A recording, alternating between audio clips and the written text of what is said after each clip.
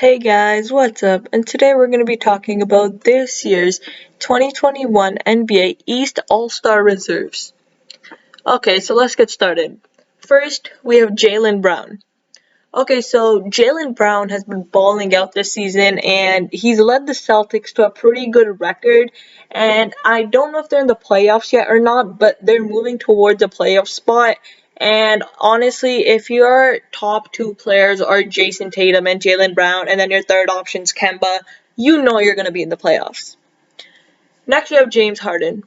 Okay, so several people said James Harden should start, but over Bradley Beal, I don't think, because Bradley Beal's also been balling out. And James Harden's been averaging, I think, a triple double in the past 4 games, which is just absurd. He's been passing the ball more to when he's passing the ball to Kyrie and KD, and he's sharing. And we wouldn't really expect that from James Harden, but I mean, if he wants to get a championship, he kind of has to do that. Next, we have Zach Levine. So Zach Levine, I think, is averaging near 28 points or 29 points, or he could even be averaging 30 points at this point, and he's also been balling out. And several people said that he's a snub last year as well, which I don't think is true because there was a lot more competition last year. Next, we have Julius Randle. And the same for Julius Randle can be said, like Zach Levine, that people thought he should have been an All-Star last year, but there's just a bunch of competition in the All-Star game, and his performance was good, although it wasn't great, and he didn't deserve to be an All-Star last year.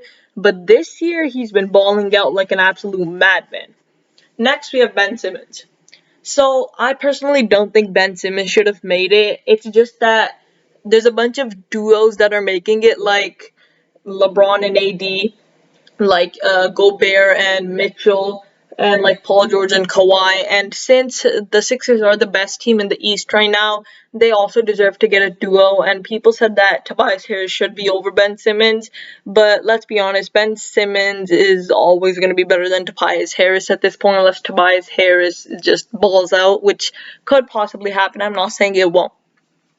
Next, we have Jason Tatum. And the same thing can be said for the Celtics. Like, although they're not a top team, everyone knew that Jason Tatum was going to make the All-Star game because it's Jason Tatum.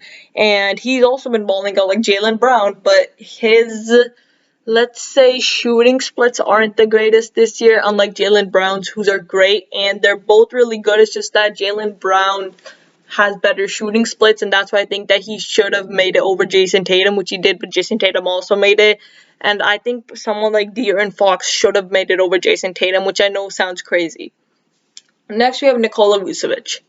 So, I don't know about Vucevic's game that much, but what I do know is that he's like a 20-10-5 guy, and he's been leading the Magic to playoff appearances like 2 or 3 years in a row. But this year, since the East is more competitive now, they're not even, I think they're like the 12th seed, and I don't think they're going to make it because Nikola Vucevic can't carry all that load on his back alone. So those are my thoughts, guys, and if you have any questions, then you can put them in the comments. So like, subscribe, and share, and peace out.